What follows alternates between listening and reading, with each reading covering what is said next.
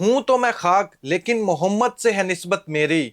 एक यही है रिश्ता जो बदल देता है औकात मेरी। किसी का भी रिलीजन ये नहीं सिखाता कि अगर आपके रिलीजन के बारे में किसी ने बुरा कहा है तो आप भी उसके रिलीजन पर अटैक करो। आप अपनी जुबान गंदी करो उसके रिलीजन के बारे में गलत बोलकर। जिसकी मिस्टेक है, जिसने किसी रिलीजन का मजाक बनाया, आप सिर्फ और सिर्फ उसको बुरा कह सकते हो, ना कि उसके रिलीजन का भी आप मजाक बनाना शुरू कर दो।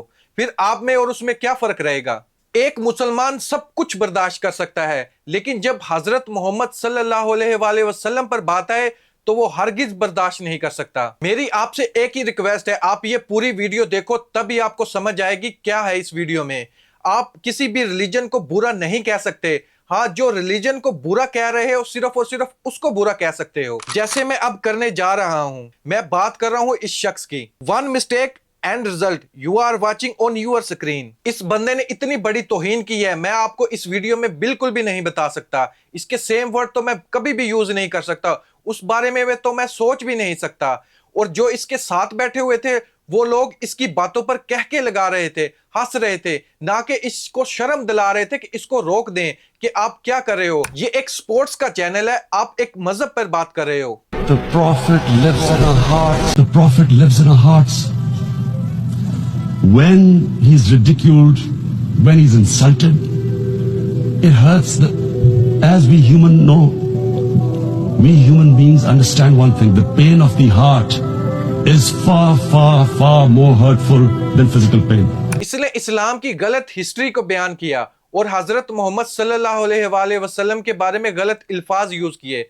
अगर ये किसी अच्छी कंट्री में होता तो इसने जो कहा है इस पर केस हो सकता था, लेकिन अब ये इंडिया में है, इसका कुछ नहीं हो सकता। अब कुछ सियाने बाबे मीडिया पर ये पोस्ट शेयर कर रहे हैं, अगर ज्यादा गंद जब पेट में भर जाए तो वो मुंह से निकलना शुरू हो जाता है। इस्लाम ये कभी भी किसी को भी नहीं सिखाता। अगर कोई शख्स आपके मजहब का मजाक उड़ा रहा है तो आप भी उसके मजहब का मजाक उड़ाओ। ये तरबियत ही नहीं है इस्लाम की। जो लोग मीडिया पर ये पोस्ट बार बार शेयर कर रहे हैं वो बहुत ही गलत कर रहे हैं। खुद तो गुमराह है ही और दूसरे लोगों को भी गुमराह कर रहे हैं। एक मुसलमान का ये फर्ज है, इस्लामी तालीमात में भी ये है कि अगर बुराई आपके सामने हो रही है तो उसको अपने हाथ से रोको। अगर हाथ से नहीं रोक सकते अपनी जुबान से रोको। जुबान से भी नहीं रोक सकते तो अपने दिल में उसको बुरा जानो। मैं सिर्फ और सिर्फ एक छोटी सी कोशिश कर रहा हूं जितना मैं कर सकता हूं।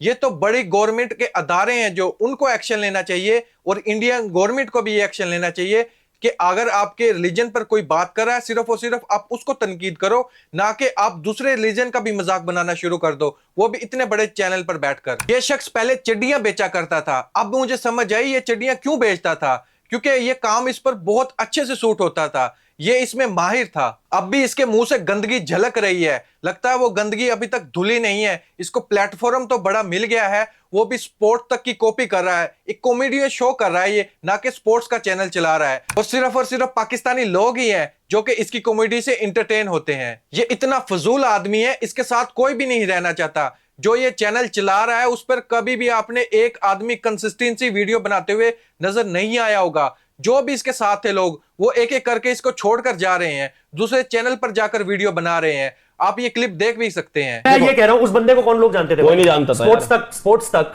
जब स्पोर्ट्स तक में लोगों ने आकर बैठना शुरू किया, विक्रांत सर ने इजाजत दी कि भाई ठीक है बैठ जाएंगे, तो फिर उसके बाद लोगों ने लोगों को जानना शुरू करा ना। वरना तुम्हें जानता कौन था भाई? तुमने स्पोर्ट्स में किया क्या है मुझे ये तो बता दो। तुमने किया क्या है जो तुम्हें लोग पहचाने, तुम्हें लोग जाने? तुमने हमें 50 मैसेज भेज के तो 2 इंटरव्यू करे। वो इंटरव्यू जब तुम डाल रहे हो उस इंटरव्यू पर तुम खेल रहे हो, ठीक है, सारी की सारी चीजें तुम्हारी। तो भाई तुम हमें कहां कह रहे हो कि तुमने हमें प्लेटफॉर्म दिया? अबे हमारे बल पे तो तुम्हें प्लेटफॉर्म मिला है। तुम्हारे पास टीम ही नहीं होती तो क्या था तुम्हारे पास? पैसे किसी और के, सारी की सारी चीजें किसी और के। देखो यही है, अबे तुम तो मीडिएटर थे बस, बिचौलिए। और इसका एक और घटिया वर्ड होता है। तो भाई ये सब फालतू की बातें मत करो यार। बने बनाए मकान में कोई भी रह लेता भाई। भाई जिन्होंने मेहनत करी उनको देखना है। आकाश में वही भाई कह रहा तुमने हूं। कहां की है मेहनत? इस घटिया आदमी ने तो अपनी बात कह दी, लेकिन ये इसकी बातें एक मुसलमान के लिए इतना बड़ा दर्द है कि मैं बता नहीं सकता।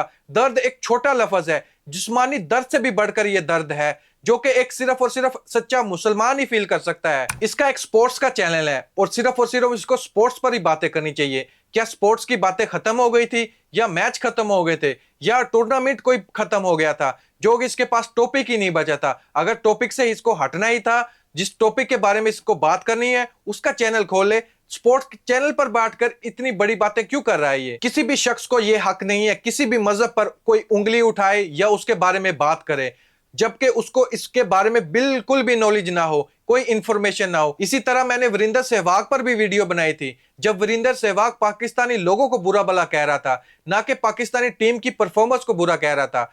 इस पर एक छोटी सी मिसाल भी मैंने दी थी, अगर कोई पाकिस्तान का झंडा जला रहा है तो मेरा यह हक नहीं बनता मैं इंडिया का झंडा जलाऊं। उस बंदे को मैं बुरा बोल सकता हूं, ना कि पूरे इंडिया को मैं बुरा कहूं।